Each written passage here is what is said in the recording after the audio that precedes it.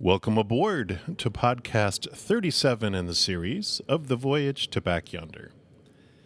Since this episode is a continuation from last week's episode, let me get you kind of caught up where we are, though I really encourage you to listen to the previous episode 36 because it has a lot of helpful information on the process that we're stepping through.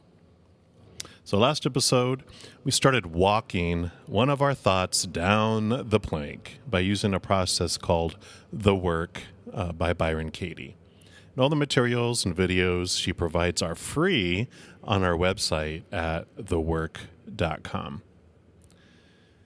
We were on the first question of this worksheet called Judge Your Neighbor.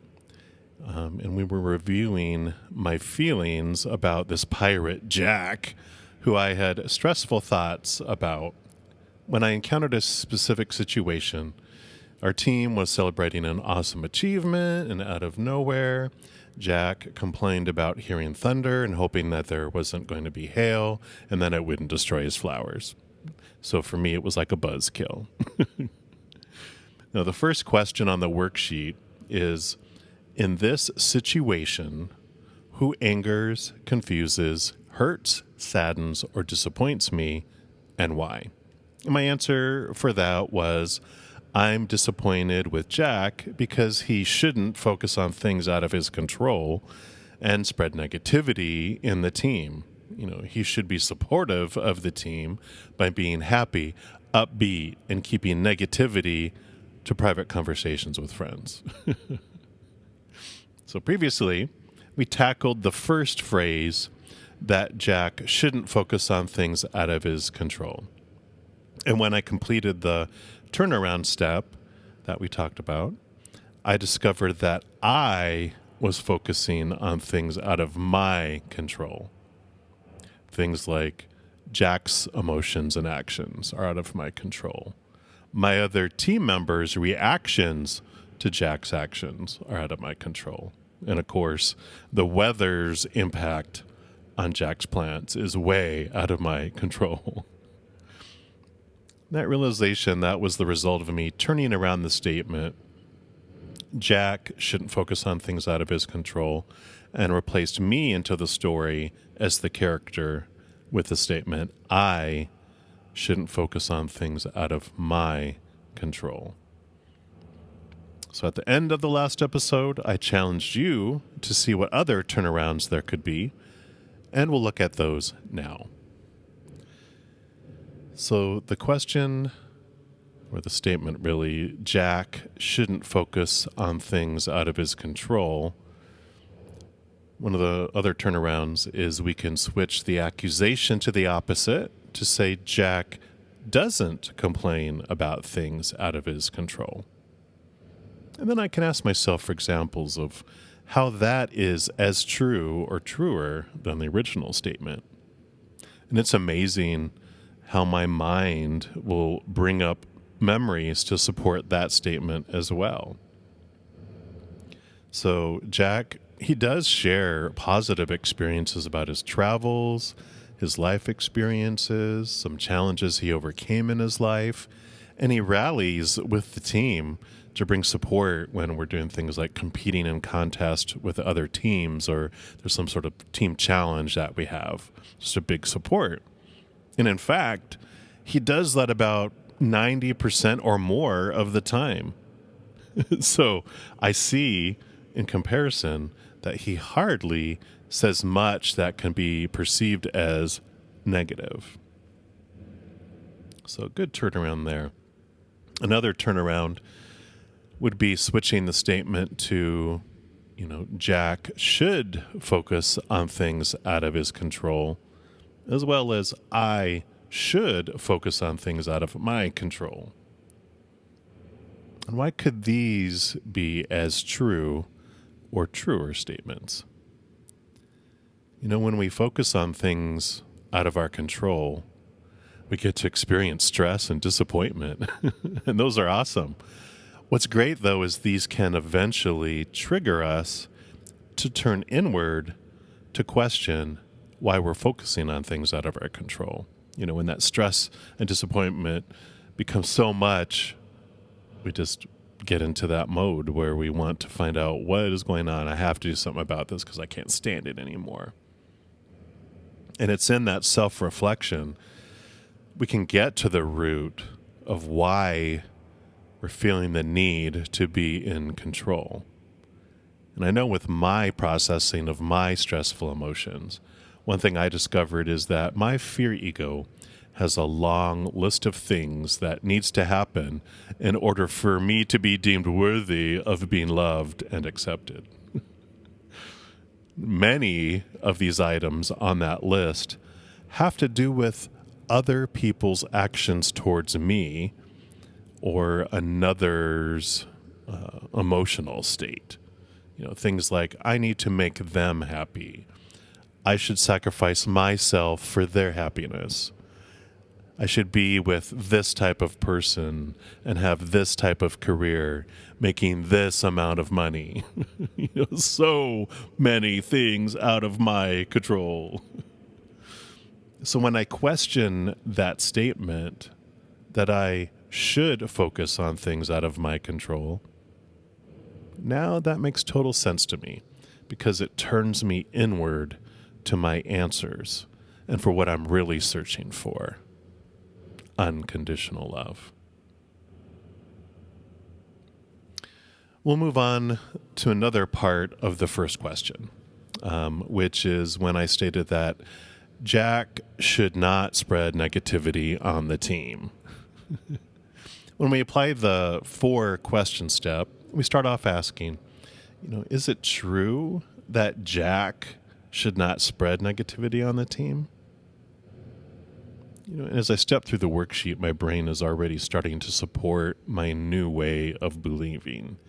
So after realizing that it's beneficial for us to experience negativity because it turns us back inward where unconditional love exists, I can now answer the question, is it true that Jack shouldn't spread negativity on the team? With no, that's not true. Because I answered no to the first question, we skip the second question, which if you answer yes to the first one, you would ask yourself, number 2, can we absolutely know for sure that it's true, that such and such should or shouldn't happen?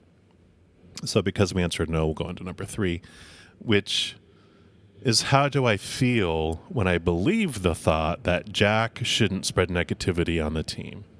So in that situation, when I'm sitting in that emotion, when I think that he's spreading negativity, I get defensive and stressed. I disconnect. I start to interfere, and I try to remedy the perceived negativity that he just caused on the team by trying to correct his attitude publicly. And in doing so, I spread negativity on the team by possibly showing that his actions are unacceptable and no one should share how they really feel.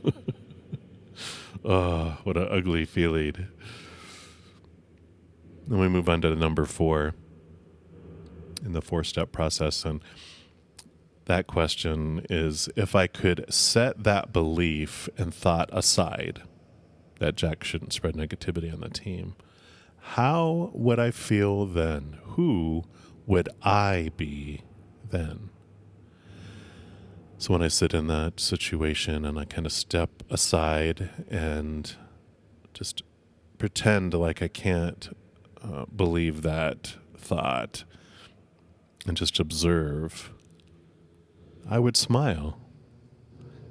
I would connect with Jack. I might ask him, what type of plants do you have? And, does he have pictures of them he would like to share with the team? Or I would even just stay quiet and move on to the next thing happening in my moment, but in peace instead. And that is more who we are than who we become in number 3 when we believe the thought. This calm person, this loving person feels more right. It feels who we are. And now come the amazing turnarounds with that phrase. And, at first, when I first did my first worksheet, I really hated getting to the turnarounds because it called me out on my beliefs. But as I realized the positive impact it had on releasing me from, stress and bringing peace back into my inner world, I began to look forward to, the reveal.